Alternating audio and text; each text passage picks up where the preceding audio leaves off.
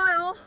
할아버지, 괜찮으세요? 가난한 미혼모 지영은 새벽 귀갓길 쓰레기 더미 옆에서 웅크리고 있는 노인을 발견했습니다.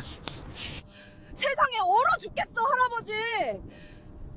폭설 속에서 덜덜 떨고 있는 노인을 지영은 차마 외면할 수 없었습니다. 이 추운 날 여기 계시면 큰일 나요. 제 손잡고 일단 저희 집으로 가요. 지영은 쓰러지기 일보 직전인 노인을 부축해 자신의 좁은 단칸방으로 데려왔습니다. 꽁꽁 언 손발을 녹여주고 자신도 먹을 게 없는 형편에 따뜻한 밥 한 끼를 기꺼이 양보했죠. 가난한 미혼모가 이름도 모르는 노인을 친아버지처럼 정성껏 돌보기 시작한 겁니다. 하지만 노인은 어느 날 호련히 자취를 감추고 말았습니다. 그로부터 7년 후 여전히 가난한 삶을 살고 있는 지영이 앞에 난데없이 최고급 검은 세단 10대가 줄지어 멈춰섰습니다. 차에서 내린 정장 차림의 남자가 지영에게 90도로 허리를 깊이 숙였습니다. 김지영님, 그분이 당신을 애타게 찾으셨습니다. 사라진 치매 노인과 7년 만에 찾아온 최고급 검은 세단. 과연 이 기막힌 인연 뒤에는 어떤 비밀이 숨겨져 있을까요? 지금 폭설 속 쓰레기 더미에서 시작된 감동적인 이야기가 시작됩니다. 할머니, 할아버지, 새해 복 많이 받으세요. 건강하시고요. 구독과 좋아요 꼭 눌러주세요. 댓글로 올 한 해 이루고 싶은 소원 남겨주시면 바래지도록 간절히 기도하겠습니다. 32의 김지영은 미혼모였어요. 25세 아이를 낳고 혼자 키운 지 벌써 7년째였죠. 대학을 졸업하고 첫 직장에서 만난 남자를 사랑했고 그 사람의 아이를 가졌습니다. 하지만 남자는 임신 사실을 알자마자 바람에 날린 종이 조각처럼 사라졌어요. 연락은 끊겼고 흔적도 남기지 않았습니다. 지영은 혼자 아이를 낳기로 결심했어요. 부모님은 이미 교통사고로 일찍 세상을 떠나신 뒤였습니다. 친척들은 모두 외면했어요. 마치 지영이 전염병 환자라도 되는 것처럼 고개를 돌렸습니다. 유일하게 손을 내민 사람은 외할아버지였어요. 가난했지만 따뜻한 분이었습니다. 지영아, 세상이 아무리 칼날처럼 날카로워도 사람 도리는 해야 한다. 할아버지가 늘 하시던 말씀이었어요.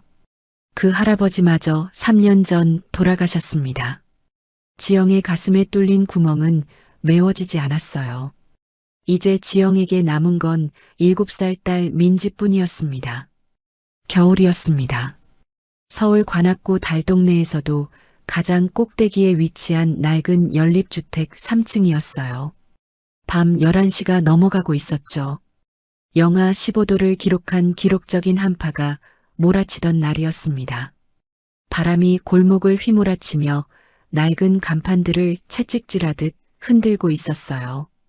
덜컹거리는 쇠소리가 밤의 정적을 갈기갈기 찢었습니다. 지영이 사는 단칸방은 고작 3평 남짓한 공간이었어요.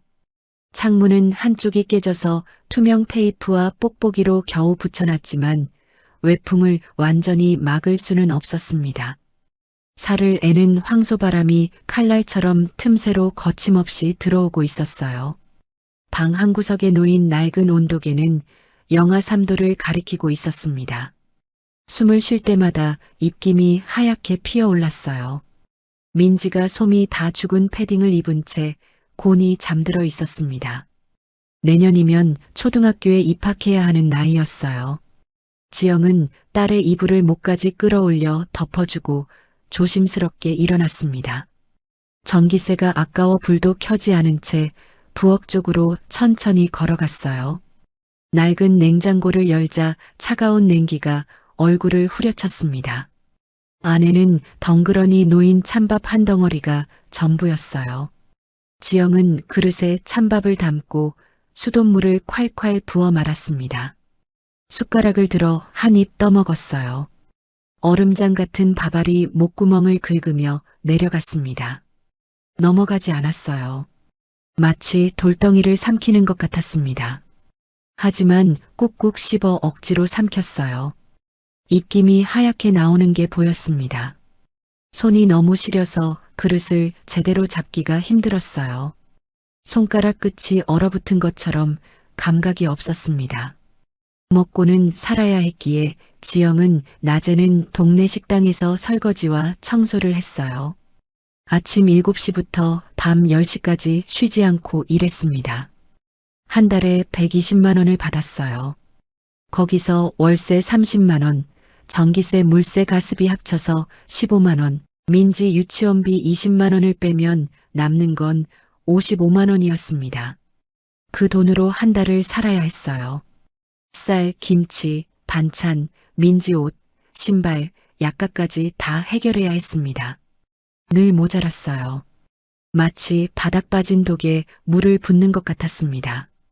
그때였습니다. 쿵쿵쿵. 방문을 두드리는 소리가 칼로 밤의 정적을 베는 것처럼 날카롭게 울려 퍼졌어요. 김지영 씨, 나 알죠? 집주인이에요. 중년 남자의 굵은 목소리가 복도에 메아리 쳤습니다. 지영은 숨을 죽이고 움직이지 않았어요. 심장이 쿵쾅쿵쾅 북처럼 울렸습니다. 밀린 월세가 벌써 석 달째인데 언제까지 이럴 겁니까? 애 혼자 키우는 거 딱 해서 봐줬더니 이게 뭡니까? 쿵쾅쿵쾅.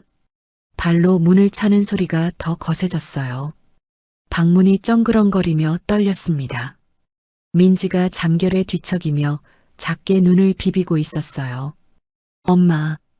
가느다란 실오라기 같은 목소리로 불렀습니다. 지영은 재빨리 민지에게 다가가 입에 손가락을 갖다 대며 고개를 저었어요.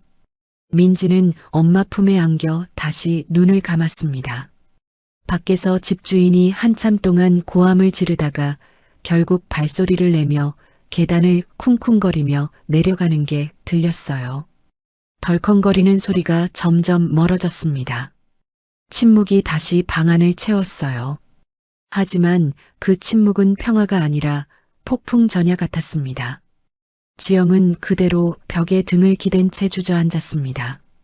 두 다리가 납덩이처럼 무거워서 더 이상 서 있을 수 없었어요. 눈물이 쓰나미처럼 밀려왔습니다. 주르륵 흘러내렸어요. 손으로 얼굴을 가리고 어깨를 들썩이며 소리 없이 울었습니다. 가슴 한쪽이 쥐어 뜯기듯 아팠어요.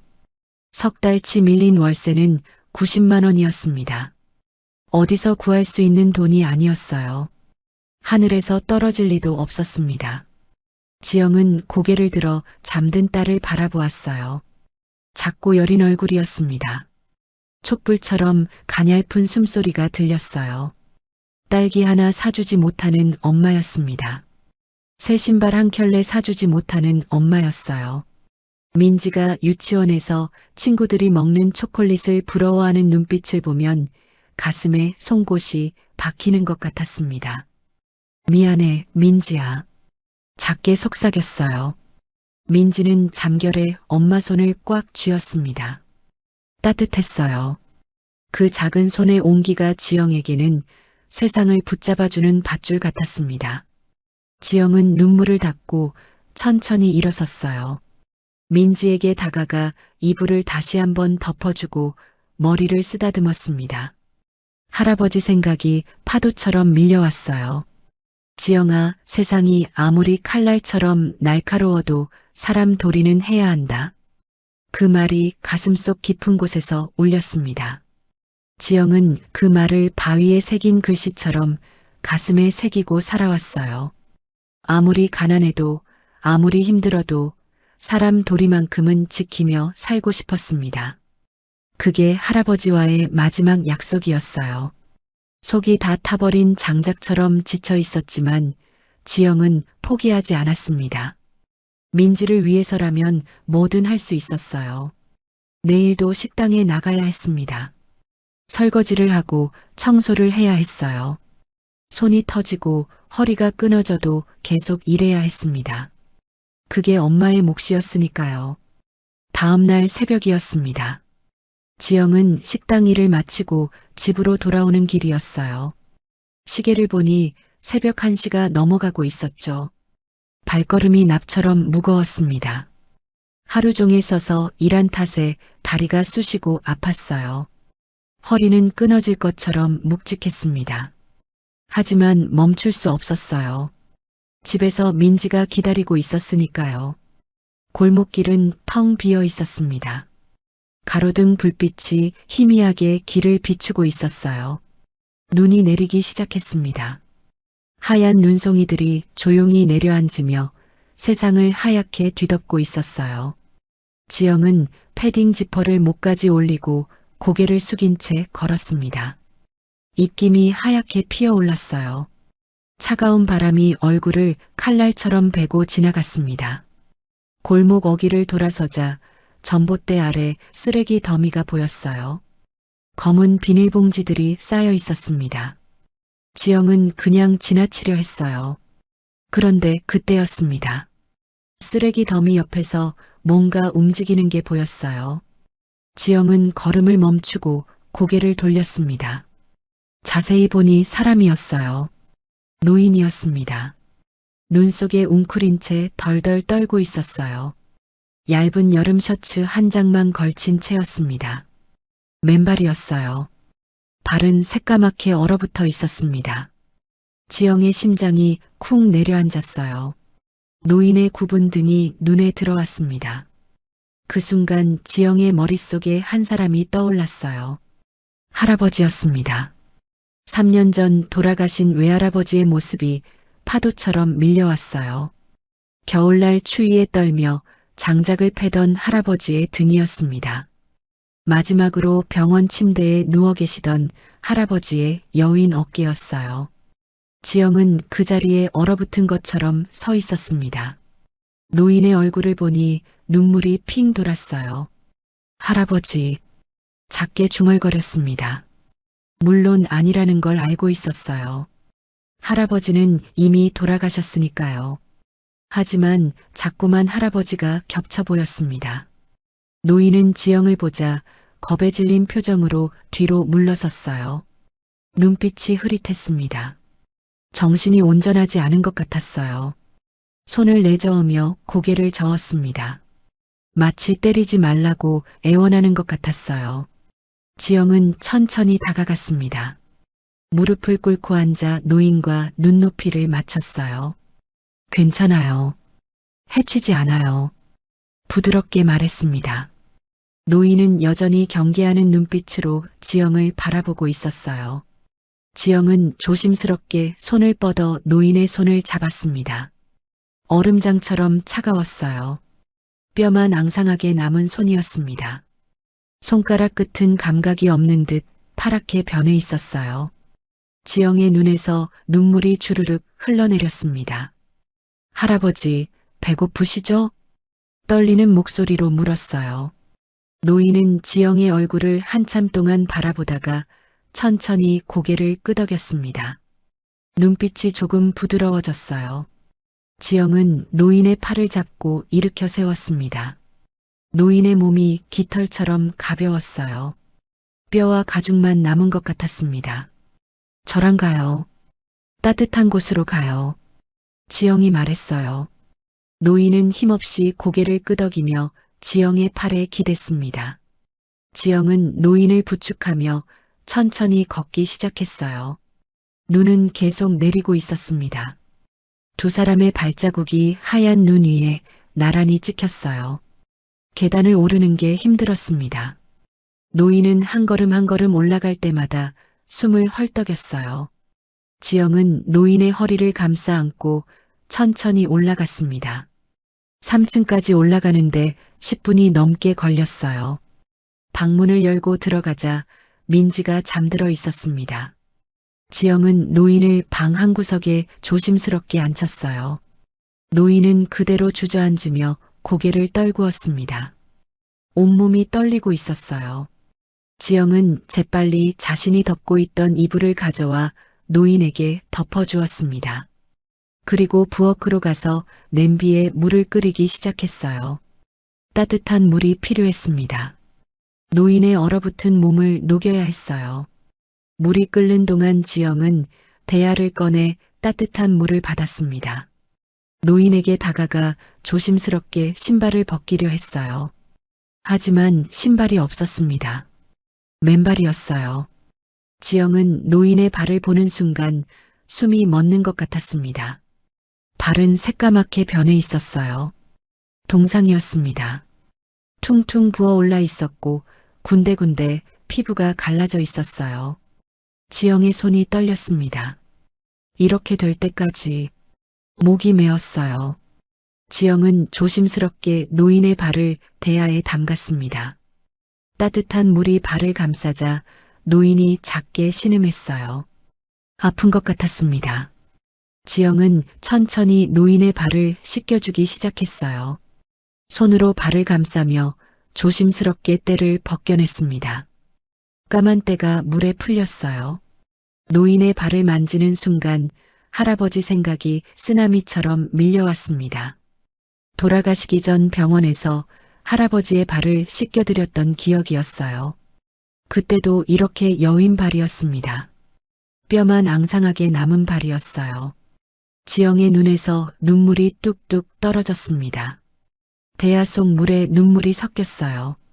노인은 지영의 머리를 내려다보며 천천히 손을 뻗어 지영의 머리를 쓰다듬었습니다. 아이를 어르듯 부드럽게 쓰다듬었어요. 지영은 그대로 고개를 숙이고 소리 없이 울었습니다. 가슴 한쪽이 뜨겁게 타올랐어요. 할아버지, 작게 중얼거렸습니다. 노인은 아무 말도 하지 않았지만 따뜻한 손길로 계속 지영의 머리를 쓰다듬어 주었어요. 그 손길이 세상에서 가장 따뜻했습니다. 노인은 지영이 덮어준 이불 속에서 곤히 잠들어 있었습니다. 숨소리가 고르게 들렸어요. 얼굴에 평화로운 표정이 떠올라 있었죠. 지영은 노인의 얼굴을 조용히 바라보았습니다. 주름이 깊게 파인 얼굴이었어요. 한평생 고생한 흔적이 얼굴 곳곳에 새겨져 있었습니다. 할아버지 얼굴이 또다시 겹쳐 보였어요. 지영은 조심스럽게 일어나 부엌으로 갔습니다. 냉장고를 열어보니 찬밥과 김치가 전부였어요. 지영은 밥을 꺼내 물에 말아 한 그릇 떠먹었습니다. 노인 목까지 생각하니 밥이 부족했어요. 민지가 깨어나면 밥을 먹여야 했습니다. 지영은 지갑을 꺼내 열어보았어요. 안에는 꼬깃꼬깃한 1,000원짜리 지폐 몇 장과 동전들이 덜그러니 들어있었습니다. 하나하나 세어보니 딱 32,000원이었어요. 이틀 전 식당에서 받은 일당이었습니다. 원래는 민지에게 딸기를 사주려고 모아둔 돈이었어요. 민지가 유치원에서 친구들이 먹는 딸기를 부러워하며 바라보던 눈빛이 떠올랐습니다. 지영의 가슴이 먹먹해졌어요. 지영은 지갑을 꼭 쥐고 밖으로 나갔습니다. 새벽 공기가 차갑게 얼굴을 스쳤어요. 골목 어귀에 있는 약국으로 향했습니다. 약국 문을 밀고 들어가자 약사 선생님이 고개를 들어 지영을 바라보았어요.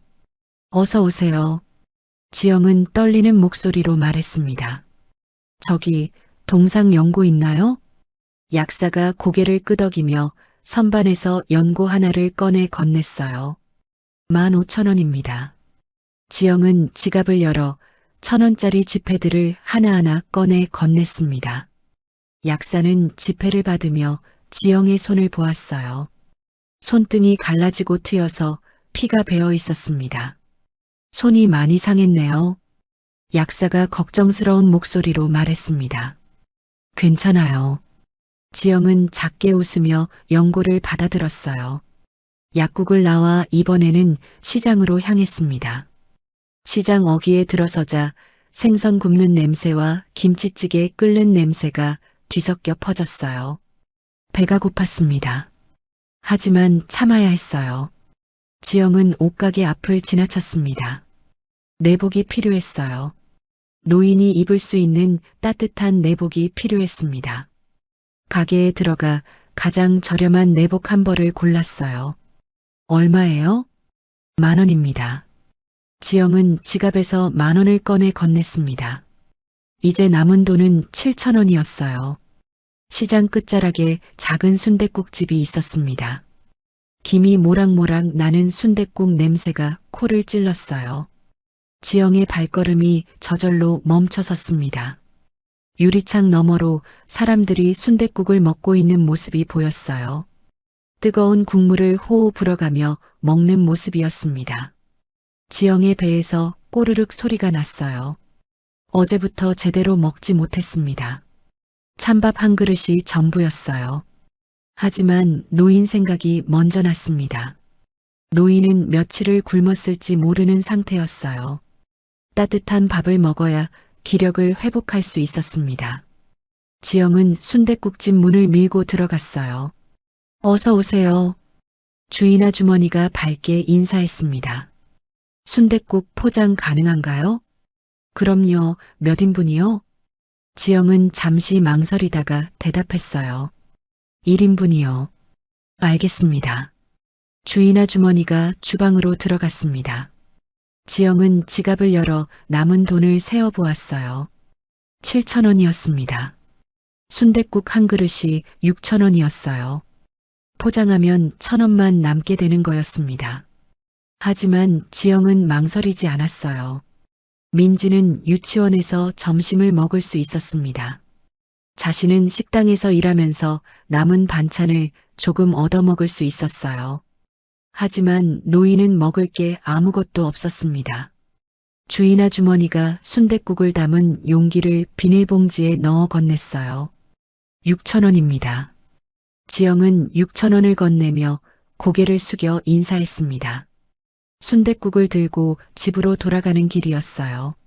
손에 든 비닐봉지에서 따뜻한 온기가 전해졌습니다. 집에 도착하니 민지가 막 일어나 눈을 비비고 있었습니다. 엄마. 가느다란 목소리로 엄마를 불렀어요. 노인도 깨어나 있었습니다. 벽에 기댄 채 멍하니 앞을 바라보고 있었어요. 민지야, 일어났구나. 지영이 민지를 안아주며 말했습니다. 민지는 구석에 앉아있는 노인을 보고 고개를 갸우뚱했어요. 저 할아버지는 누구예요? 할아버지는 아픈 분이야. 우리가 도와드려야 해. 아파요? 응, 많이 아프셔. 민지는 노인에게 다가가 고개를 숙여 인사했습니다. 안녕하세요, 할아버지. 노인은 민지를 보며 희미하게 웃었어요. 손을 들어 민지의 머리를 쓰다듬었습니다. 민지가 웃으며 노인의 손을 잡았어요. 지영은 순댓국을 그릇에 담았습니다. 김이 모락모락 피어올랐어요. 할아버지, 드세요. 지영이 그릇을 노인 앞에 놓았습니다. 노인은 그릇을 보며 손을 떨었어요. 숟가락을 제대로 잡지 못했습니다. 지영이 숟가락을 잡아 국물을 떠서 노인의 입에 넣어 주었어요. 노인은 국물을 삼키며 눈을 감았습니다. 눈물이 주르륵 흘러내렸어요. 지영도 모르게 눈시울이 붉어졌습니다. 노인이 얼마나 배고팠을지 알 수 있었어요. 민지가 옆에서 말했습니다. 엄마, 나는 안 먹어요? 지영은 민지를 보며 대답했어요. 민지는 유치원 가면 먹을 수 있잖아. 응, 알았어. 민지는 고개를 끄덕이며 할아버지가 밥 먹는 걸 지켜보았습니다. 할아버지, 맛있어요? 노인은 민지를 보며 고개를 끄덕였어요. 민지가 환하게 웃었습니다. 지영은 그 모습을 바라보며 가슴이 뜨거워지는 걸 느꼈어요. 가진 건 아무것도 없었지만 마음만은 따뜻했습니다. 순댓국을 다 먹은 노인은 지영에게 고개를 깊이 숙였습니다. 말은 하지 못했지만 감사하다는 걸 알 수 있었어요. 지영은 노인의 손을 잡아주었습니다. 괜찮아요, 할아버지. 민지가 자기 방으로 가더니 무언가를 들고 왔어요. 작은 손에 알사탕 하나를 쥐고 있었습니다. 유치원에서 선생님이 준 사탕이었어요. 민지가 소중하게 아껴두었던 사탕이었습니다. 할아버지, 이거 드세요. 민지가 노인의 손바닥에 알사탕을 올려놓았어요. 노인은 알사탕을 보며 손을 떨었습니다. 천천히 알사탕을 집어 입에 넣었어요. 달콤한 맛이 입안에 퍼졌습니다. 노인의 눈에서 또다시 눈물이 흘러내렸어요. 민지가 노인의 손을 꼭 잡았습니다. 울지 마세요, 할아버지. 노인은 민지를 꼭 안아주었어요. 가냘픈 팔로 민지를 감싸 안았습니다. 지영은 그 모습을 보며 눈물을 훔쳤어요. 가난했지만 따뜻했습니다. 돈은 없었지만 마음만은 부자였어요. 이게 할아버지가 말씀하셨던 사람 돌이었습니다. 세상이 아무리 칼날처럼 날카로워도 사람을 향한 마음만큼은 따뜻해야 한다는 거였어요. 지영은 민지의 머리를 쓰다듬으며 생각했습니다. 이 아이에게 돈보다 더 중요한 걸 가르쳐주고 싶었어요. 사람을 사랑하는 법을 알려주고 싶었습니다. 민지는 그 마음을 이미 알고 있는 것 같았어요. 어린 나이에도 불구하고 남을 배려할 줄 아는 아이로 자라고 있었습니다. 며칠이 지났습니다. 노인은 지영의 보살핌 덕분에 조금씩 기력을 회복하고 있었어요. 동상으로 퉁퉁 부었던 발도 연고를 발라주니 검은색이 조금씩 빠지고 있었죠. 노인은 여전히 말이 없었습니다. 가끔 지영을 보며 아이처럼 순한 눈빛으로 웃을 뿐이었어요. 이름도 물어봤지만 대답하지 못했습니다. 정신이 온전하지 않은 것 같았어요. 민지는 노인을 할아버지라고 불렀습니다. 할아버지, 밥 드세요. 작은 손으로 숟가락을 떠서 노인의 입에 넣어주곤 했어요. 노인은 민지의 머리를 쓰다듬으며 고맙다는 듯 고개를 끄덕였습니다. 지영은 낮에 식당 일을 하고 저녁에 돌아오면 노인의 발에 연고를 발라주었어요. 조금씩 나아지고 있었습니다. 노인의 얼굴에도 생기가 돌기 시작했어요. 작은 단칸방은 비좁았지만 따뜻했습니다. 세 사람이 함께 밥을 먹고 함께 잠들었어요. 지영은 노인을 돌보면서 돌아가신 할아버지를 떠올렸습니다. 할아버지께 제대로 효도하지 못했던 게 늘 마음에 걸렸어요. 이 노인을 돌보는 것이 할아버지께 하지 못한 효도를 하는 것 같았습니다. 사흘째 되던 날 오후였습니다. 지영은 식당 일을 일찍 마치고 집으로 돌아오는 길이었어요. 슈퍼에서 라면 2봉지를 샀습니다. 노인과 민지가 먹을 수 있도록 조금이라도 사두어야 했어요. 계단을 올라가는데 위층에서 고함 소리가 들렸습니다.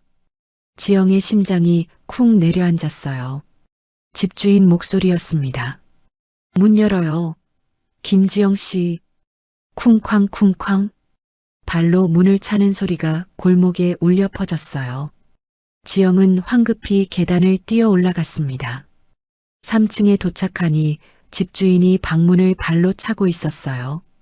50대 중반의 뚱뚱한 남자였습니다. 얼굴이 불그락푸르락했어요. 저기요. 지영이 떨리는 목소리로 말했습니다. 집주인이 고개를 돌려 지영을 노려보았어요. 아, 왔어요? 쏘아붙이듯 말했습니다. 죄송해요, 제가. 죄송하긴. 월세 석 달째 밀렸다고 했죠? 오늘까지 안 주면 나가라고 했잖아요. 집주인의 목소리가 복도에 메아리 쳤어요. 지영은 고개를 숙였습니다. 조금만 기다려주세요. 이번 달 말에 월급 받으면. 이번 달 말? 또 그 소리예요? 지난달에도 그랬잖아요. 집주인이 손을 휘저으며 소리쳤습니다. 그때였습니다. 방문이 조심스럽게 열렸어요. 노인이 문틈으로 고개를 내밀었습니다. 걱정스러운 눈빛으로 지영을 바라보고 있었어요. 집주인이 노인을 보는 순간 얼굴이 일그러졌습니다. 이게 뭐야? 집주인이 노인을 가리키며 소리쳤어요. 저기, 이분은. 지영이 말하려 했지만 집주인이 막았습니다. 노숙자를 데려왔어요? 미쳤어요? 집주인이 코를 막으며 뒷걸음질 쳤어요. 아이고 냄새. 월세도 못 내는 주제에 거지를 데려와서 뭐 하자는 거예요? 지영의 얼굴이 창백해졌습니다. 이분은 아프신 분이에요. 제가 아프든 말든 나랑 무슨 상관이에요. 당장 내보내요. 집주인이 방 안으로 들어오려 했어요. 지영이 황급히 집주인 앞을 가로막았습니다. 안 돼요. 지영의 목소리가 떨렸지만 단호했어요. 집주인이 지영을 밀쳐내려 했습니다. 비켜요. 하지만 지영은 바위처럼 버텼습니다. 두 팔을 벌려 노인을 가로막았어요. 이분은 사람이에요. 함부로 하지 마세요. 지영의 목소리가 복도에 울려 퍼졌습니다. 집주인이 코웃음을 쳤어요. 사람? 저런 거지가 사람이에요? 집값 떨어지고 냄새 나는데 누가 책임질 건데요? 제가 책임질게요. 그러니 조금만 기다려주세요. 지영이 애원하듯 말했습니다. 집주인은 지영을 위아래로 훑어보며 비웃었습니다. 당신이 뭘 책임져요? 월세도 못 내는 주제에? 그 말이 지영의 가슴에 송곳처럼 박혔어요. 조금만 기다려주세요. 제발이요. 지영의 눈에서 눈물이 흘러내렸습니다. 집주인은 한숨을 크게 내쉬며 말했어요. 일주일. 딱 일주일만 줄게요. 지영의 눈빛이 희미하게 반짝였습니다. 감사합니다. 정말 하지만 집주인이 손가락을 들어 지영을 가리켰어요. 일주일 안에 밀린 월세 90만 원 다 못 주면 당장 나가는 거예요. 알았어요? 네, 알겠습니다. 그리고 저 노인네는 당장 내보내요. 냄새나서 못 살겠어요. 지영의 얼굴이 다시 굳어졌습니다. 안 돼요. 이분은 갈 곳이 없어요. 그게 내가 알 바예요? 집주인이 팔짱을 끼며 말했어요. 저 노인네 때문에 다른 집 사람들이 민원 넣으면 어쩔 거예요? 집값 떨어지면 당신이 배상할 거예요? 지영은 아무 말도 할 수 없었습니다. 입술을 꽉 깨물고 있었어요. 집주인이 비웃으며 돌아섰습니다. 일주일. 그때까지 돈 못 구하면 둘 다 쫓겨나는 거예요. 명심해요. 쿵쿵거리며 계단을 내려가는 발소리가 들렸어요. 지영은 그 자리에 얼어붙은 것처럼 서 있었습니다. 집주인이 완전히 사라지고 나서야 지영의 다리에 힘이 풀렸습니다. 벽에 기대어 주저앉았어요. 눈물이 주르륵 흘러내렸습니다. 90만 원이었어요. 일주일 안에 구할 수 있는 돈이 아니었습니다. 한 달 월급이 120만 원인데 거기서 이것저것 빼면 남는 게 없었어요. 일주일 뒤면 쫓겨나게 되는 거였습니다. 민지와 노인을 데리고 갈 곳이 없었어요. 노인이 조심스럽게 다가와 지영의 어깨에 손을 얹었습니다. 따뜻한 손길이었어요. 지영은 노인을 올려다보았습니다. 노인의 눈에도 눈물이 고여 있었어요. 마치 미안하다고 말하는 것 같았습니다. 괜찮아요, 할아버지. 제 잘못이에요. 지영이 노인의 손을 잡으며 말했어요. 노인은 고개를 저었습니다. 천천히 입을 열려 했지만 말이 나오지 않았어요. 그저 지영의 손을 꽉 쥐고 있을 뿐이었습니다. 안에서 민지의 목소리가 들렸어요. 엄마. 지영은 재빨리 눈물을 닦고 일어섰습니다. 응, 엄마 왔어. 방 안으로 들어가니 민지가 노인이 누워있던 이불을 개고 있었어요. 엄마, 할아버지 이불 개드렸어. 민지가 환하게 웃으며 말했습니다. 지영은 민지를 꼭 안아주었어요. 작고 따뜻한 딸이었습니다. 이 아이를 거리로 내몰 수는 없었어요. 어떻게든 돈을 구해야 했습니다. 지영은 고개를 들어 천장을 바라보았어요. 돌아가신 할아버지가 떠올랐습니다. 할아버지, 저 어떡하면 좋아요. 작게 중얼거렸어요. 하지만 대답은 들리지 않았습니다. 다만 마음속에서 할아버지 목소리가 울려 퍼지는 것 같았어요. 지영아, 포기하지 마라. 끝까지 버텨라. 지영은 눈물을 닦고 고개를 끄덕였습니다. 포기할 수 없었어요. 민지와 노인을 위해서라도 끝까지 버텨야 했습니다. 다음 날부터 지영은 미친 듯이 일했습니다. 식당 일이 끝나면 다른 식당으로 가서 설거지를 더 했어요. 밤 11시까지 일하던 걸 새벽 1시까지 늘렸습니다. 주인 아주머니가 걱정스럽게 물었어요. 지영 씨, 너무 무리하는 거 아니에요? 괜찮아요. 일 더 시켜주시면 안 될까요? 지영이 애원하듯 말했습니다. 주인 아주머니는 한숨을 쉬며 고개를 끄덕였어요. 그럼 새벽 청소까지 해줄래요? 2만 원 더 드릴게요. 감사합니다. 지영은 고개를 숙여 인사했습니다. 하루에 벌 수 있는 돈이 5만 원이 됐어요. 일주일이면 35만 원이었습니다.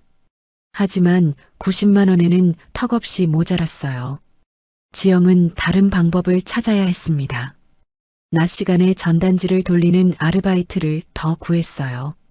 새벽 1시까지 일하고 집에 가서 2시간 자고 다시 나가 전단지를 돌렸습니다. 하루 3시간만 자는 생활이 계속됐어요. 몸이 비틀거렸지만 멈출 수 없었습니다. 민지와 노인을 지켜야 했어요. 사흘째 되는 날 오후였습니다. 지영은 아침 일찍 전단지, 아르바이트를 나가고 없었어요. 민지도 유치원에 가 있었습니다. 노인만 집에 혼자 남아 있었어요. 창가에 앉아 밖을 내다보고 있었습니다. 지영이 언제 돌아올까 기다리는 눈빛이었어요. 오후 2시쯤이었습니다. 쿵쾅쾅. 방문을 두드리는 소리가 들렸어요. 노인이 조심스럽게 문을 열었습니다. 집주인이 서 있었어요. 얼굴이 불그락푸르락했습니다. 뒤에 건장한 체격의 남자 2명이 서 있었어요. 집주인의 조카들이었습니다. 저 여자 없네? 잘 됐어. 집주인이 비웃으며 말했어요. 노인은 불안한 눈빛으로 뒤로 물러섰습니다. 야, 저 노인네 끌고 나가. 집주인이 조카들에게 명령했어요. 남자들이 노인에게 다가왔습니다. 노인은 고개를 저으며 손을 내저었어요. 가만히 있어. 남자 하나가 노인의 팔을 잡아 끌었습니다. 노인은 발버둥 쳤지만 소용없었어요. 냄새나는 거지 주제에 집값만 떨어뜨려. 집주인이 코를 막으며 소리쳤습니다.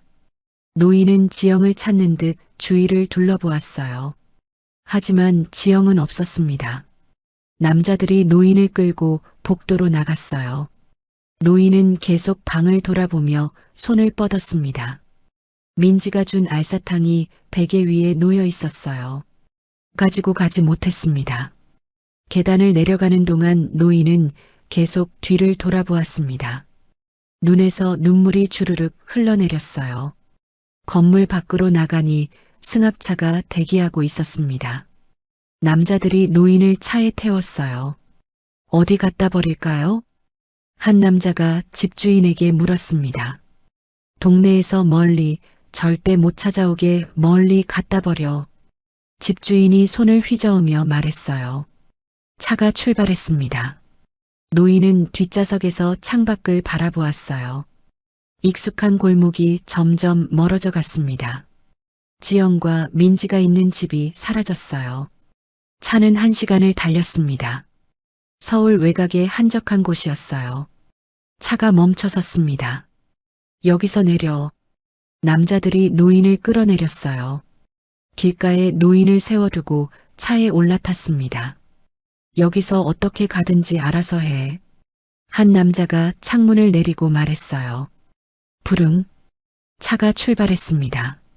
노인은 그 자리에 서서 차가 사라지는 걸 바라보았어요. 주위를 둘러보았습니다. 낯선 곳이었어요. 어디로 가야 할지 알 수 없었습니다. 노인은 천천히 걷기 시작했어요. 돌아가야 했습니다. 지영과 민지가 있는 곳으로 돌아가야 했어요. 하지만 어느 방향인지 알 수 없었습니다. 노인은 한참을 헤매다가 길가에 주저앉았어요. 몸이 떨렸습니다. 추웠어요. 저녁 7시였습니다. 지영이 일을 마치고 집으로 돌아왔어요. 할아버지, 다녀왔어요. 환하게 웃으며 방문을 열었습니다. 하지만 방은 텅 비어 있었어요. 노인이 보이지 않았습니다. 할아버지, 지영이 방 안을 둘러보았어요. 화장실도 확인했습니다. 노인은 어디에도 없었어요. 노인이 덮고 있던 이불만 깔끔하게 개져 있었습니다. 구석에 놓여 있던 낡은 실내화도 가지런히 정리되어 있었어요. 그리고 베개 위에 알사탕이 놓여 있었습니다. 민지가 준 그 알사탕이었어요. 노인이 아껴두고 있던 것이었습니다. 지영의 심장이 쿵 내려앉았어요. 할아버지, 큰 소리로 불렀지만 대답이 없었습니다. 지영은 황급히 현관문을 열고 복도로 나갔어요. 할아버지, 계단을 뛰어내려가며 소리쳤습니다. 밖으로 나가 골목을 이리저리 둘러보았어요. 하지만 노인의 모습은 보이지 않았습니다. 할아버지, 어디 계세요? 지영의 목소리가 골목에 울려 퍼졌어요. 하지만 돌아오는 건 메아리뿐이었습니다. 지영은 1층 집주인 집으로 뛰어내려갔어요. 문을 쿵쿵 두드렸습니다. 아저씨, 문 열어주세요. 한참 후에 집주인이 문을 열었어요. 뭐야, 왜 이래? 짜증스러운 표정이었습니다. 할아버지 어디 갔는지 보셨어요? 몰라. 나 모르는데? 집주인이 시치미를 뚝 떼며 대답했어요. 제발요, 혹시 보신 거 있으면. 몰라니까. 거지가 알아서 나간 거겠지. 쾅! 문이 닫혔습니다. 지영은 문 앞에 서서 주먹을 쥐었어요. 손이 떨렸습니다. 저녁이 되자 눈이 내리기 시작했습니다. 눈발이 점점 거세졌어요. 지영은 민지를 이웃집에 맡기고 다시 밖으로 나갔습니다. 할아버지, 눈보라를 맞으며 골목을 뛰어다녔어요. 손이 꽁꽁 얼어붙었지만 멈출 수 없었습니다. 동네를 벗어나 큰 길까지 나갔어요. 지나가는 사람들에게 물어보았습니다. 혹시 노인 한 분 보셨어요? 여름 옷 입고. 하지만 아무도 보지 못했다고 했어요. 지영은 계속 걸었습니다. 다리가 후들거렸지만 멈출 수 없었어요. 할아버지, 목이 쉬도록 불렀습니다. 하지만 대답은 들리지 않았어요. 밤이 깊어갔습니다. 시계를 보니 밤 11시였어요. 지영은 눈밭에 주저앉았습니다. 온몸이 얼어붙는 것 같았어요. 눈물이 눈 속에 떨어지며 녹아내렸습니다. 할아버지, 어디 계세요? 떨리는 목소리로 중얼거렸어요. 노인은 동상도 다 낫지 않은 상태였습니다. 이 추운 날씨에 밖에 있으면 얼어 죽을 수도 있었어요. 지영의 가슴이 칼로 베이는 것처럼 아팠습니다. 제발, 무사하세요. 두 손을 모으고 빌었어요. 하지만 하늘은 대답 대신 더 거센 눈을 내릴 뿐이었습니다. 지영은 한참을 눈 속에 앉아 있었어요. 온몸이 떨렸습니다.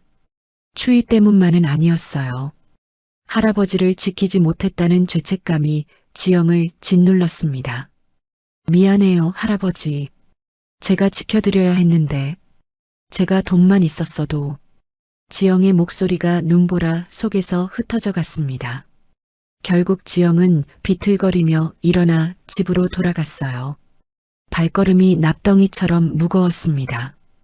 집에 도착했을 때 온몸이 얼어붙어 있었어요. 방문을 열고 들어가니 민지가 이웃집에서 돌아와 혼자 울고 있었습니다. 엄마. 민지가 지영을 보고 달려왔어요. 지영은 민지를 꼭 안아주었습니다. 할아버지는요? 민지가 떨리는 목소리로 물었어요. 지영은 고개를 저었습니다. 민지도 울음을 터뜨렸어요.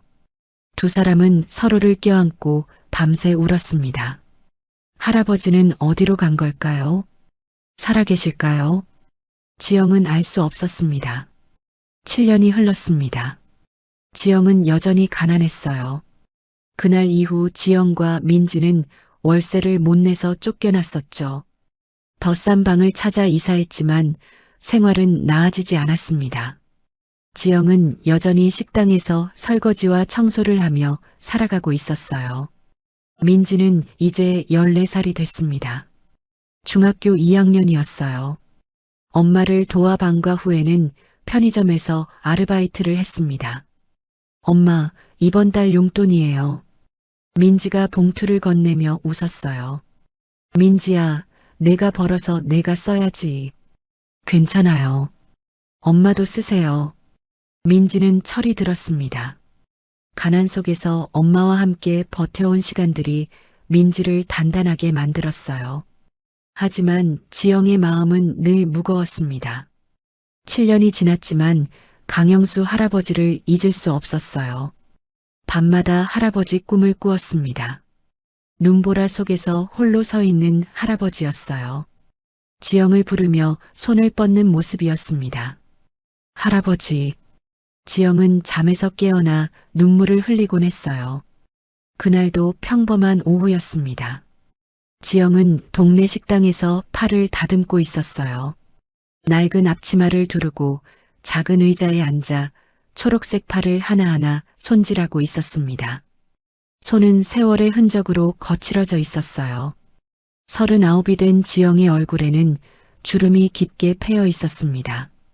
7년이라는 세월이 지영을 빠르게 늙게 만들었어요.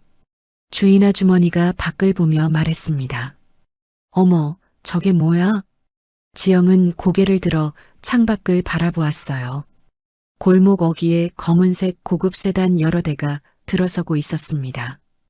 빛나는 차체가 햇살에 반짝였어요. 이 가난한 동네에서는 보기 힘든 차들이었습니다. 사람들이 하나둘 밖으로 나와 차들을 구경했어요. 누가 온 거래? 재벌집 아들인가? 수군거리는 소리가 들렸습니다. 지영도 팔을 내려놓고 창가로 다가갔어요. 첫 번째 차의 문이 열렸습니다. 말끔한 정장을 입은 중년 남자가 내렸어요. 비서실장처럼 보이는 사람이었습니다. 비서실장은 주위를 둘러보며 지나가는 사람들에게 물었습니다. 혹시 김지영 씨 아십니까? 사람들이 고개를 갸우뚱했어요. 김지영? 누구? 여기 식당에서 일하시는 분이라고 들었는데요. 비서실장이 공손하게 말했습니다. 주인 아주머니가 밖으로 나갔어요. 김지영이요? 여기 있는데요? 비서실장의 얼굴이 환해졌습니다. 어디 계십니까? 저기 안에 있어요. 지영아. 주인 아주머니가 안을 향해 손짓했어요. 지영은 어리둥절한 표정으로 밖으로 나갔습니다. 앞치마를 벗지도 못한 채였어요. 비서실장이 지영을 보자 깊게 허리를 숙여 인사했습니다. 90도로 굽힌 인사였어요. 김지영님 되십니까? 네. 그런데요? 지영이 떨리는 목소리로 대답했습니다. 비서실장의 눈에 눈물이 고였어요. 드디어 찾았습니다. 네. 회장님께서 7년 동안 애타게 찾으셨습니다. 지영의 머릿속이 하얗게 변했어요. 회장이라는 말이 귀에 들어오지 않았습니다. 저를요? 누가요? 한성그룹 강영수 회장님이십니다. 비서실장이 명함을 꺼내 건넸어요. 지영은 명함을 받아들고 멍하니 바라보았습니다. 한성그룹이라는 글자가 보였어요. 재계 서열 3위의 대기업이었습니다. 하지만 지영은 이해할 수 없었어요. 저는 그런 분을 모르는데요.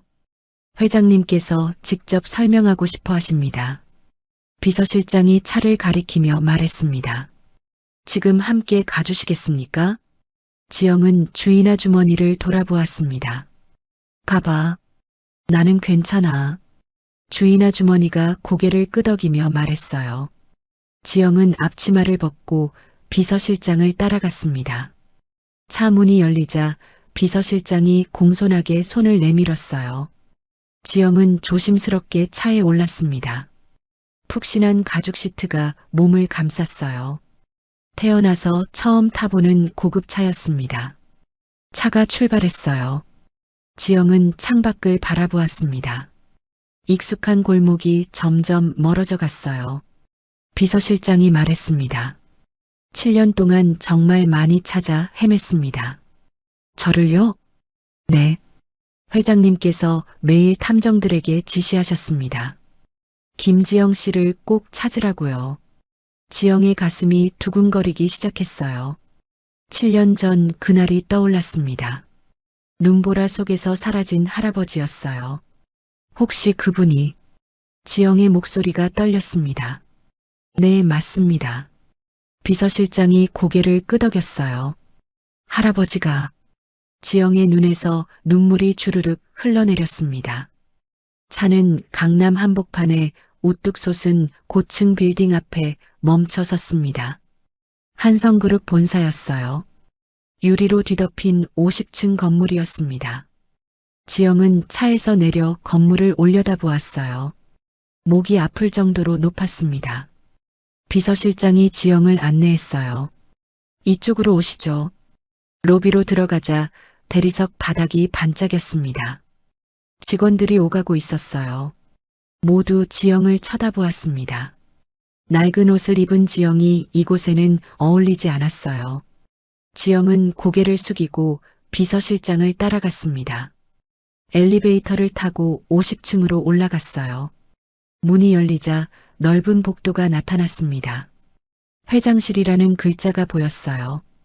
비서실장이 문을 두드렸습니다. 회장님 모시고 왔습니다. 안에서 낮은 목소리가 들렸어요. 들어오세요. 비서실장이 문을 열었습니다. 지영은 떨리는 다리로 안으로 들어갔어요. 넓은 회장실이었습니다. 창밖으로 서울 시내가 한눈에 보였어요. 그리고 책상 앞에 한 남자가 서 있었습니다. 정장을 차려입은 노인이었어요. 지영은 그 얼굴을 보는 순간 다리에 힘이 풀렸습니다. 할아버지, 떨리는 목소리로 중얼거렸어요. 7년 전 그날 눈보라 속에서 사라진 바로 그 할아버지였습니다. 강 회장은 지영의 떨리는 목소리를 들으며 천천히 고개를 끄덕였어요. 지영 씨, 제 이야기를 들려드리고 싶습니다. 창밖을 바라보며 깊게 숨을 들이쉬었습니다. 제가 어떻게 이 자리에 오게 됐는지, 그의 기억은 10년 전으로 거슬러 올라가기 시작했어요. 강영수 회장은 한때 대한민국을 쥐락펴락하는 사람이었습니다. 한성그룹 창업주였어요. 건설, 전자, 금융까지 손대는 곳마다 황금알을 낳았습니다. 재계 서열 3위였어요. 자산 5조 원이었습니다. 아침에 눈을 뜨면 비서실장이 일정을 보고했어요. 회장님, 오늘은 청와대 오찬 일정이 있으십니다. 국회의원 3명이 면담을 요청했습니다. 중국 기업과 계약 체결식이 오후 3시입니다. 강 회장은 고개를 끄덕이며 정장을 입었습니다. 집사가 타일을 매주고 구두를 닦아줬어요. 리무진이 대기하고 있었습니다. 본사에 도착하면 직원 200명이 줄지어 인사했어요. 안녕하십니까? 일제히 허리를 굽혔습니다. 강 회장은 당당하게 걸어 엘리베이터에 올랐어요. 회장실 책상에 앉으면 세상이 손안에 있는 것 같았습니다. 전화 한 통이면 수백억 계약이 성사됐어요. 사인 한 번이면 수천 명의 운명이 바뀌었습니다. 강 회장은 자부심에 가득 차 있었어요. 내가 이 나라 경제를 움직인다. 그렇게 믿고 있었습니다. 하지만 강 회장에게는 한 가지 후회가 있었어요. 가족이었습니다. 세 자녀가 있었지만 제대로 본 적이 없었어요. 장남 강민주는 40대 중반이었습니다. 차남 강민재는 30대 후반이었어요. 딸 강수지는 30대 초반이었습니다. 강 회장은 자식들을 최고로 키웠다고 자부했어요. 명문대를 보냈고 유학을 보냈습니다. 좋은 배우자를 만나게 해줬어요. 회사 임원 자리도 만들어줬습니다. 내가 이만큼 해줬는데 뭘 더 바라겠어. 강 회장은 그렇게 생각했어요. 하지만 착각이었습니다. 어느 날 강 회장은 이상한 일을 겪기 시작했습니다. 아침에 일어나 화장실을 찾는데 문을 찾을 수 없었어요. 화장실이 어디지? 방을 빙빙 돌며 찾아 헤맸습니다. 결국 바지에 실수를 하고 말았어요. 집사가 달려왔어요. 회장님, 강 회장은 바지를 내려다보며 멍하니 서 있었습니다. 부끄러움보다 두려움이 먼저 왔어요. 내가 왜 이러지? 병원에 갔습니다. 의사가 MRI 사진을 보여주며 말했어요. 알츠하이머 초기 단계입니다. 뭐? 강 회장의 얼굴이 창백해졌습니다. 치매요? 네, 기억력 감퇴가 점점 심해질 겁니다. 의사의 말이 귓가에 울렸어요. 강 회장은 병원 복도를 비틀거리며 걸었습니다. 세상이 무너져 내리는 것 같았어요. 내가 치매라니. 한성그룹 회장이 믿을 수 없었습니다. 하지만 현실이었어요. 그날 이후 증상은 빠르게 악화됐습니다. 거울을 보다가 거울 속 자신을 못 알아보고 소리 지르기도 했어요. 저 사람 누구야? 겁에 질린 얼굴로 뒤로 물러났습니다. 집사가 달려와 진정시켰어요. 회장님, 거울입니다. 회장님 모습이에요. 뭐? 강 회장은 다시 거울을 보았습니다. 낯선 노인이 보였어요. 주름투성이 얼굴이었습니다. 이게 나? 손으로 얼굴을 만져보았어요. 거울 속 노인도 똑같이 손을 들었습니다. 강 회장은 그 자리에 주저앉아 울었어요. 내가 이렇게 늙었구나. 이제 회사에 나가지 못했습니다. 자녀들이 경영권을 나눠 가졌어요. 강 회장은 집에 갇혀 지냈습니다. 간병인이 돌봐줬지만 자존심이 상했어요. 밥을 먹여주고 옷을 입혀주는 게 싫었습니다. 나는 한성그룹 회장이야. 소리치며 밥그릇을 던지기도 했어요. 하지만 누구도 귀담아 듣지 않았습니다. 강 회장은 점점 세상에서 잊혀져 가고 있었어요. 어느 날 밤이었습니다.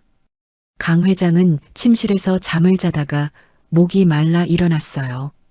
거실로 나가려다 자녀들의 목소리가 들렸습니다. 거실에서 회의를 하고 있었어요. 강 회장은 방문 틈으로 귀를 기울였습니다.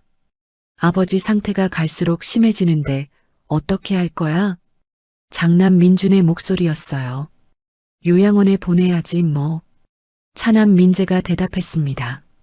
그래, 집에 계시면 애들 교육에도 안 좋아. 딸 수진이 말했어요.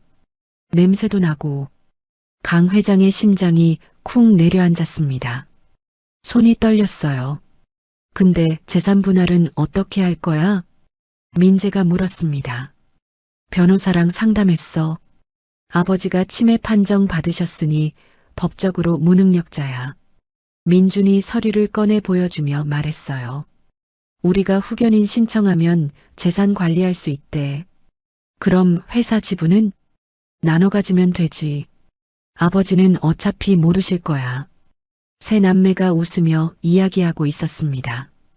강 회장은 문 뒤에서 온몸이 떨리고 있었어요.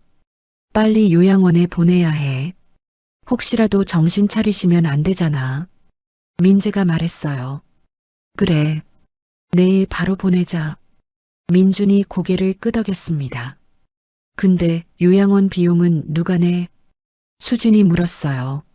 아버지 통장에서 자동이체 해놓으면 되지. 우리 돈 쓸 필요 없어. 세 남매가 또 웃었습니다. 강 회장은 무릎이 꺾이며 바닥에 주저앉았어요. 눈물이 주르륵 흘러내렸습니다. 입을 손으로 막고 소리 내지 않으려 애썼어요. 내가 저렇게 키웠는데, 평생을 회사에 바쳐 너희를 부자로 만들어줬는데, 마음속으로 울부짖었습니다.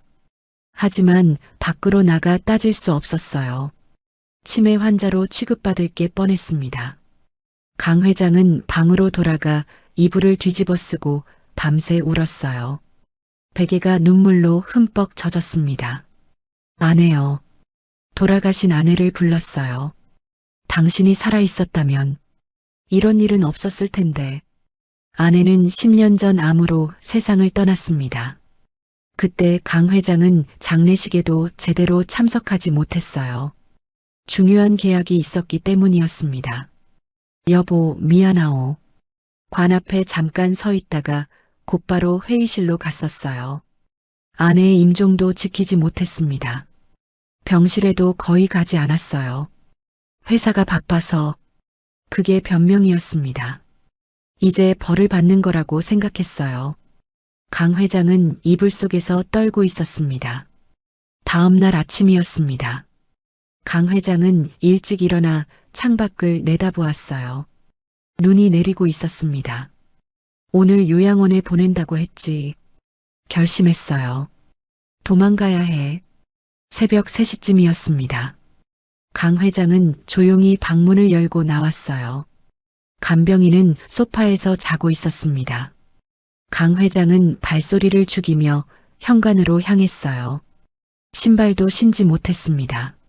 맨발로 밖으로 나갔어요. 겨울밤 공기가 뼛속까지 파고들었습니다. 하지만 멈출 수 없었어요. 계단을 내려가 건물 밖으로 나갔습니다. 어디로 가야 할지 몰랐어요. 그냥 걷기 시작했습니다. 눈이 계속 내렸어요. 맨발이 얼어붙기 시작했습니다. 하지만 계속 걸었어요. 1시간, 2시간을 걸었습니다. 정신이 흐려지기 시작했어요. 여기가 어디지? 주위를 둘러보았지만 낯선 곳이었습니다. 기억이 사라지기 시작했어요. 나는 누구지? 집은 어디지? 아무것도 떠오르지 않았습니다. 강 회장은 거리를 헤매기 시작했어요. 며칠을 굶었습니다. 쓰레기통을 뒤지며 먹을 것을 찾았어요. 썩은 음식을 주워 먹기도 했습니다. 사람들은 강 회장을 피해갔어요. 저리 가. 한 여자가 손을 휘저으며 소리쳤습니다. 냄새나. 가까이 오지 마. 한 남자가 코를 막으며 뛰어갔어요. 강 회장은 자신이 누군지도 모른 채 거리를 떠돌았습니다. 어느 날은 공원 벤치에서 잤어요. 경찰이 와서 쫓아냈습니다. 여기서 자지 마세요. 강 회장은 비틀거리며 일어나 다른 곳으로 갔어요. 다리 밑에서 자기도 했습니다. 쥐들이 옆을 지나다녔어요. 온몸이 얼어붙었습니다. 춥다. 떨리는 목소리로 중얼거렸어요. 한때 5조 원 자산가였던 사람이었습니다. 이제는 쓰레기통을 뒤지는 거지가 되어 있었어요. 그리고 그날 밤이었습니다. 강 회장은 어느 낡은 빌라 쓰레기 더미 옆에 웅크리고 앉아 있었어요. 발은 까맣게 동상에 걸려 있었습니다. 온몸이 떨렸어요. 춥다. 이대로 죽는 건가 싶었습니다. 그때였어요. 발소리가 들렸습니다. 누군가 다가오고 있었어요. 강 회장은 고개를 들어 올려다보았습니다. 젊은 여자였어요. 낡은 패딩을 입고 있었습니다. 여자는 강 회장을 보고 멈춰 섰어요. 눈이 커졌습니다. 할아버지, 작은 목소리로 말했어요. 강 회장은 겁이 났습니다. 또 쫓아낼까 봐요. 몸을 웅크렸어요. 하지만 여자는 쫓아내지 않았습니다. 천천히 다가와 무릎을 꿇고 앉았어요. 괜찮으세요? 따뜻한 목소리였습니다. 강 회장은 눈물이 났어요. 오랜만에 듣는 따뜻한 말이었습니다. 여자가 강 회장의 손을 잡았어요. 같이 가요. 우리 집에 가요. 강 회장은 고개를 끄덕였습니다. 여자를 따라 집으로 갔어요. 작은 방이었습니다. 하지만 따뜻했어요. 여자가 대야에 물을 받아왔습니다. 강 회장의 얼어붙은 발을 물에 담갔어요. 천천히 씻겨주기 시작했습니다. 강 회장은 그 손길을 느끼며 눈물을 흘렸어요. 돌아가신 아내가 떠올랐습니다. 아내도 이렇게 따뜻한 사람이었어요. 하지만 강 회장은 아내를 제대로 돌보지 못했습니다. 미안하오, 여보. 마음속으로 아내에게 사과했어요. 여자는 강 회장의 발을 다 씻겨주고 수건으로 닦아줬습니다. 그리고 연고를 발라줬어요. 아플 텐데 참으세요. 강 회장은 아프지 않았습니다. 마음이 따뜻해져서 몸의 고통은 느껴지지 않았어요. 이 사람은 천사였습니다. 강 회장은 그렇게 생각했어요. 며칠 후 강 회장은 지영의 집에서 쫓겨났습니다. 집주인 조카들이 차에 태워 멀리 버렸어요. 강 회장은 길을 헤매다 쓰러졌습니다. 차가 달려왔어요. 기, 브레이크 소리가 들렸습니다. 하지만 늦었어요. 쿵, 강 회장은 차에 부딪혀 날아갔습니다. 바닥에 떨어졌어요. 의식이 흐려졌습니다. 지영 씨, 마지막으로 지영을 떠올렸어요. 눈을 감았습니다. 응급차가 도착했어요. 병원으로 실려갔습니다. 수술실로 들어갔어요. 뇌수술이었습니다. 여러 시간이 지났어요. 수술이 끝났습니다. 일주일 후 강 회장이 눈을 떴어요. 천장이 보였습니다. 여기가 어디지? 주위를 둘러보니 병원이었어요. 의사가 들어왔습니다. 깨어나셨군요. 기적입니다. 강 회장은 천천히 기억을 되짚기 시작했어요. 나는 강영수, 한성그룹 회장. 모든 기억이 돌아왔습니다. 자식들이 자신을 버린 것도 기억났어요. 요양원에 보내려 했던 것도요. 그리고 지영이 떠올랐습니다. 지영 씨, 자신을 살려준 여인이었어요. 강 회장은 결심했습니다. 지영 씨를 찾아야 해. 하지만 바로 나타나지 않기로 했어요. 먼저 힘을 되찾아야 해. 자식들을 응징하고 지영 씨에게 완벽한 세상을 만들어줘야 해. 강 회장은 비밀리에 변호사를 만났습니다. 회사를 되찾겠습니다. 7년 동안 그림자가 되어 움직였어요. 자식들이 회사를 망치는 걸 지켜보며 증거를 모았습니다. 횡령, 배임, 모든 것을요. 그리고 적절한 때에 나타났습니다. 이사회에서 자식들을 몰아냈어요. 회사를 되찾았습니다. 그리고 탐정 100명을 고용했어요. 김지영을 찾아라. 전국을 뒤져서라도 찾아내라. 7년을 찾았습니다. 그리고 드디어 찾았어요. 그리고 오늘 바로 이 순간이었습니다. 7년을 기다려온 그 순간이었어요. 지영은 그 자리에 얼어붙은 것처럼 서 있었습니다. 입술이 파르르 떨렸어요. 할아버지, 떨리는 목소리로 중얼거렸습니다. 강 회장이 천천히 다가왔어요. 눈에 눈물이 가득 고여 있었습니다. 지영 씨, 목이 메인 목소리였어요. 정말 당신이었군요. 강 회장은 지영의 손을 잡으려 했지만 멈췄습니다. 손이 떨려서 제대로 뻗을 수가 없었어요. 지영의 눈에서 눈물이 주르륵 흘러내렸습니다. 살아계셨어요. 7년 동안 얼마나 찾아 헤맸는지 말을 잇지 못했어요. 목이 메어 나오지 않았습니다. 강 회장도 눈물을 흘리고 있었어요. 두 사람은 한참 동안 서로를 바라보며 울었습니다. 비서실장이 조용히 문을 닫고 나갔어요. 회장실에는 두 사람만 남았습니다. 강 회장이 천천히 무릎을 꿇기 시작했습니다. 지영은 깜짝 놀라 말렸어요. 안 돼요. 일어나세요. 하지만 강 회장은 계속해서 무릎을 꿇었습니다. 털썩? 바닥에 무릎이 닿았어요. 그리고 깊게 고개를 숙였습니다. 고맙습니다.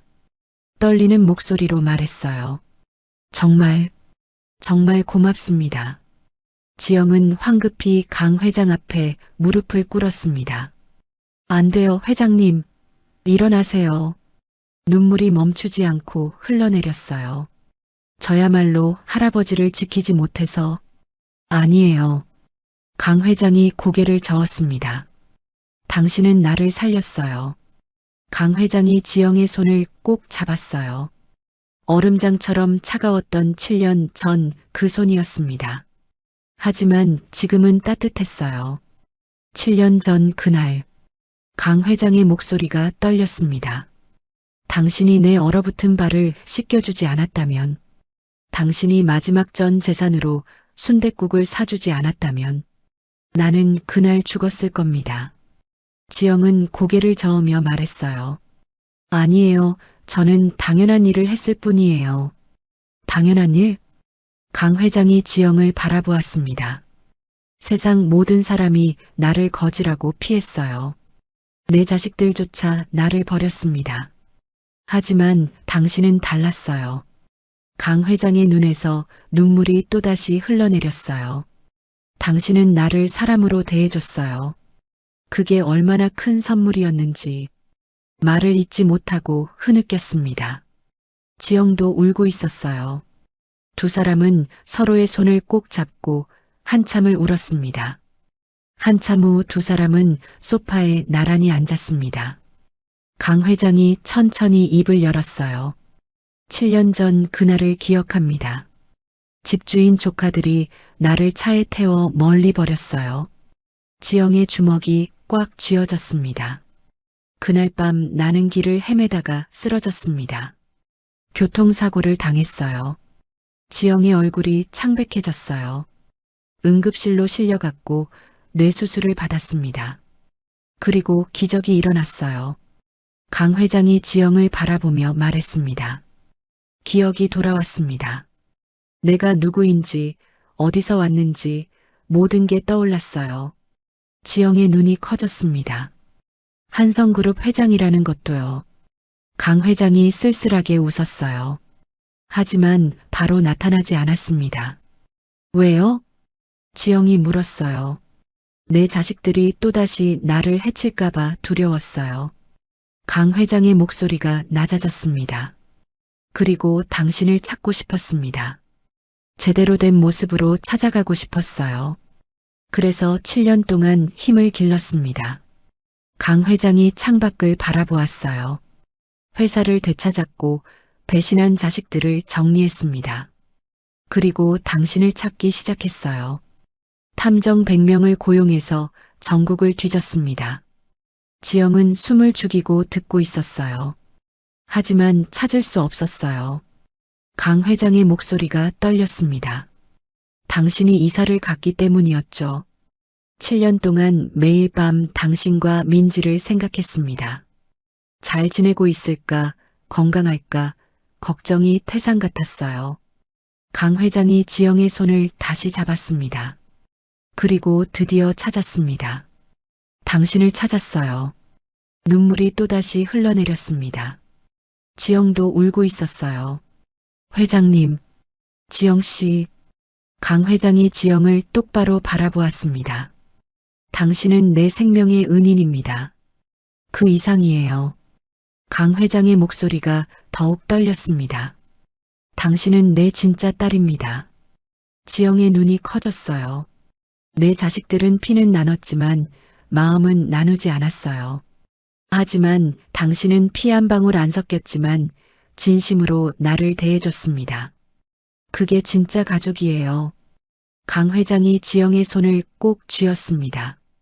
이제부턴 내가 당신의 아버지가 되겠습니다. 강 회장이 일어나 책상으로 갔습니다. 서랍을 열고 무언가를 꺼냈어요. 작은 유리 보석함이었습니다. 안에 알사탕 껍질이 들어있었어요. 지영이 보고 눈물이 쏟아졌습니다. 이건 민지가 준 알사탕입니다. 강 회장이 보석함을 소중하게 쥐고 있었어요. 7년 동안 이걸 보며 버텼습니다. 당신과 민지를 떠올리며 살았어요. 강 회장이 보석함을 지영에게 보여주었습니다. 알사탕 껍질이 반짝이고 있었어요. 이건 내 보물입니다. 세상 어떤 다이아몬드보다 소중해요. 지영은 알사탕 껍질을 보며 7년 전 그날을 떠올렸습니다. 민지가 할아버지에게 알사탕을 건네던 순간이었어요. 작은 손으로 알사탕을 쥐고 환하게 웃던 민지였습니다. 민지. 지영이 중얼거렸어요. 민지는 어떻게 지내나요? 강 회장이 물었습니다. 잘 지내고 있어요. 이제 중학생이 됐습니다. 보고 싶군요. 강 회장의 눈빛이 반짝였어요. 만날 수 있을까요? 물론이죠. 지영이 웃으며 대답했습니다. 강 회장도 환하게 웃었어요. 7년 만에 짓는 진심 어린 미소였습니다. 강 회장이 비서실장을 불렀습니다. 네, 회장님. 비서실장이 들어왔어요. 지영 씨를 위한 준비를 해주세요. 어떤 준비 말씀이십니까? 집, 차, 그리고 재단 이사직? 지영이 깜짝 놀라 말했습니다. 안 돼요. 그렇게까지 하시면. 아니에요. 강 회장이 지영의 말을 막았어요. 이건 은혜를 갚는 게 아닙니다. 가족으로서 당연히 해야 할 일이에요. 강 회장이 지영의 두 손을 잡았습니다. 7년 동안 얼마나 힘들었을지 압니다. 이제 더 이상 고생하지 마세요. 민지도 마음껏 공부할 수 있게 해주고 싶어요. 지영의 눈에서 눈물이 또다시 흘러내렸습니다. 감사합니다. 감사할 건 나입니다. 강 회장이 지영을 꼭 안아주었어요. 아버지가 딸을 안아주는 것처럼 따뜻한 포옹이었습니다. 지영은 강 회장의 품에 안겨 소리내어 울었어요. 7년 동안 참아왔던 눈물이 터져나왔습니다. 강 회장도 지영의 등을 토닥이며 함께 울었어요. 이제 괜찮아요. 이제 내가 지켜줄게요. 당신과 민지를 평생 지켜주겠습니다. 강 회장의 약속이었어요. 한참을 울고 난 뒤 지영이 말했습니다. 회장님, 한 가지만 부탁드려도 될까요? 뭐든지 말씀하세요. 저를 그냥 지영이라고 불러주세요. 그리고 저도 회장님을 아버지라고 불러도 될까요? 지영의 목소리가 떨렸어요. 강 회장의 눈에서 눈물이 주르륵 흘러내렸습니다. 그럼요, 딸. 지영이 강 회장을 꼭 안아주었어요. 두 사람은 오랜 시간 서로를 안고 있었습니다. 피는 섞이지 않았지만 마음은 하나였어요. 진짜 가족이 된 순간이었습니다. 창밖으로 석양이 지고 있었어요. 황금빛 햇살이 두 사람을 비추고 있었습니다. 7년이라는 긴 기다림 끝에 드디어 다시 만난 두 사람이었어요. 이제 새로운 시작이었습니다. 3년이라는 시간이 흘렀습니다. 지영의 삶은 완전히 달라져 있었어요. 더 이상 설거지를 하거나 팔을 다듬지 않았습니다. 한성그룹 복지재단 이사로 일하고 있었어요. 강 회장이 지영을 위해 만든 자리였습니다.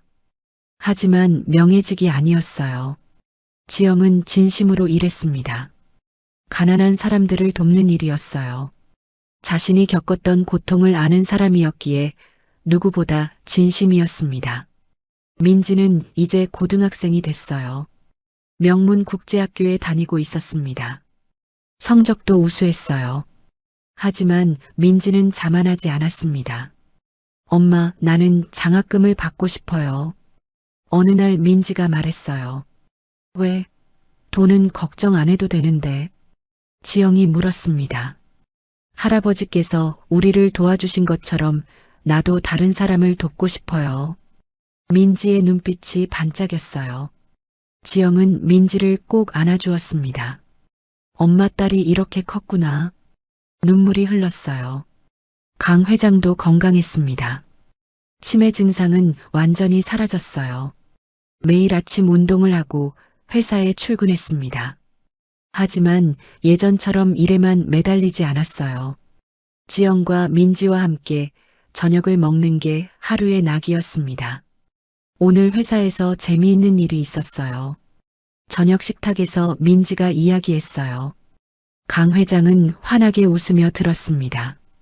그래, 우리 민지 잘했네. 손녀를 바라보는 눈빛이 따뜻했어요.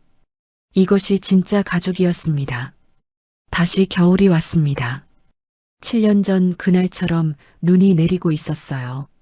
지영은 재단 사무실에서 서류를 검토하고 있었습니다. 장학금 신청서들이었어요. 한 장을 집어들고 읽기 시작했습니다. 신청자는 32살 싱글맘이었어요. 아들과 단둘이 살고 있었습니다. 식당에서 설거지를 하며 생활하고 있다고 적혀 있었어요. 지영은 그 글을 읽으며 눈시울이 뜨거워졌습니다. 꼭 자신의 이야기 같았어요. 이분을 만나고 싶어요. 비서에게 말했습니다. 연락드리겠습니다. 며칠 후 그 여자가 재단 사무실로 찾아왔어요. 낡은 패딩을 입고 있었습니다. 손은 거칠어져 있었어요. 지영이 일어나 악수를 청했습니다. 안녕하세요. 저는 복지재단 이사 김지영입니다. 아, 안녕하세요. 여자가 떨리는 목소리로 대답했어요. 긴장한 얼굴이었습니다. 앉으세요. 지영이 소파를 가리키며 말했습니다. 두 사람은 마주 앉았어요. 신청서 잘 봤습니다. 지영이 서류를 내밀며 말했어요. 아드님 학비가 필요하시죠? 네. 중학교에 입학하는데 돈이 없어서요. 여자의 눈에 눈물이 고였습니다. 괜찮아요. 지영이 여자의 손을 잡았어요. 저희가 도와드리겠습니다. 정말요? 여자가 눈을 크게 떴습니다. 네, 학비 전액과 생활비를 지원해 드릴게요. 지영이 미소 지으며 말했습니다. 여자는 그 자리에서 눈물을 쏟아냈어요. 감사합니다. 정말 감사합니다. 지영도 눈물이 났습니다. 10년 전 자신의 모습이 보였어요. 그날 저녁이었습니다. 지영은 퇴근길에 눈 내리는 거리를 걷고 있었어요. 10년 전 그 골목을 지나게 됐습니다. 낡은 빌라가 그대로 서 있었어요. 지영은 멈춰서서 빌라를 올려다보았습니다. 3층 창문이 보였어요. 10년 전 자신이 살던 방이었습니다. 그곳에서 강 회장을 처음 만났었죠. 지영은 쓰레기 더미가 있던 자리로 걸어갔습니다. 이제는 깨끗하게 정리되어 있었어요.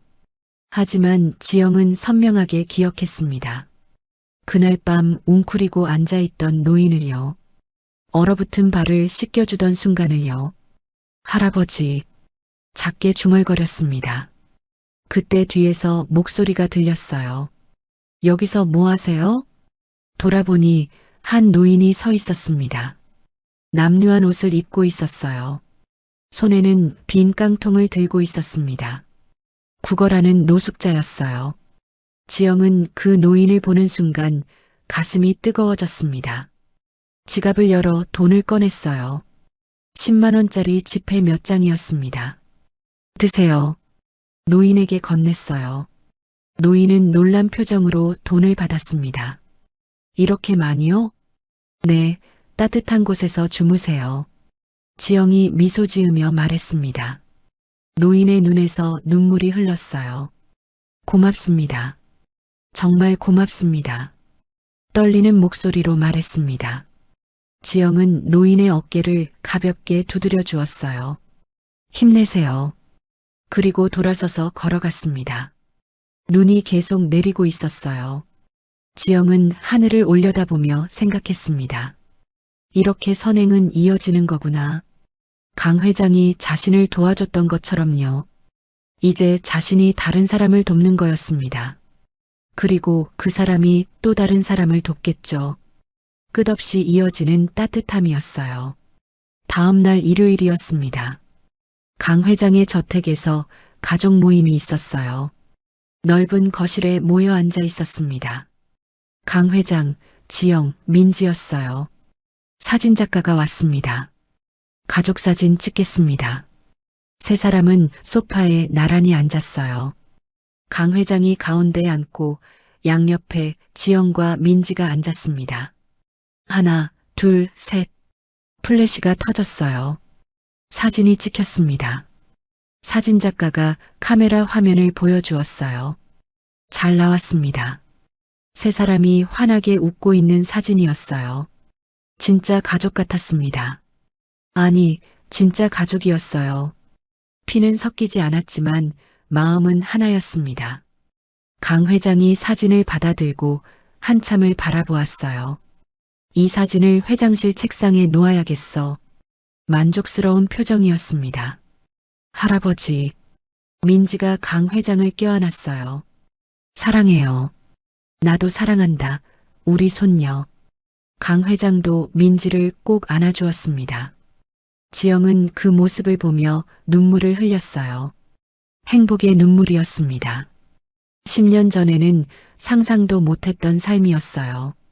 가난했지만 따뜻한 선택을 했던 그날이 모든 걸 바꿔놓았습니다. 한 그릇 순댓국이 기적을 만들어낸 거였어요. 밤이 됐습니다. 강 회장은 서재에 앉아 창밖을 바라보고 있었어요. 눈이 그쳤습니다. 달빛이 하얗게 쌓인 눈을 비추고 있었어요. 아름다운 밤이었습니다. 강 회장은 책상 위에 보석함을 열었어요. 알사탕 껍질이 여전히 그 자리에 있었습니다. 7년 전 민지가 준 그 알사탕이었어요. 강 회장은 알사탕 껍질을 손에 쥐고 미소 지었습니다. 고맙다, 지영아. 작게 중얼거렸어요. 고맙다, 민지야. 눈을 감았습니다. 10년 전 그날이 떠올랐어요. 쓰레기 더미 옆에서 얼어 죽을 뻔했던 순간이었습니다. 그때 지영이 나타나지 않았다면 죽었을 거였어요. 하지만 지영은 나타났습니다. 더럽고 냄새나는 자신을 사람으로 대해줬어요. 그 따뜻함이 강 회장을 살렸습니다. 이제 강 회장은 알고 있었어요. 진짜 가족이 무엇인지를요. 진짜 사랑이 무엇인지를요. 피가 아니라 마음이었습니다. 강 회장은 알사탕 껍질을 다시 보석함에 넣고 닫았어요. 그리고 가족 사진을 집어들었습니다. 환하게 웃고 있는 세 사람이었어요. 우리는 가족이다. 강 회장이 말했습니다. 영원히. 창밖으로 별이 반짝이고 있었어요.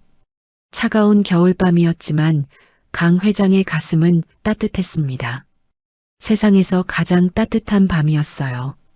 가난한 미혼모가 건넨 순댓국 한 그릇이었습니다. 그것은 밥이 아니라 얼어붙은 세상을 녹이는 기적이었어요. 그리고 그 기적은 지금도 계속되고 있었습니다. 오늘의 이야기는 여기까지입니다. 끝까지 함께해 주신 마음 온 날 시청자 선생님들께 진심으로 감사드립니다.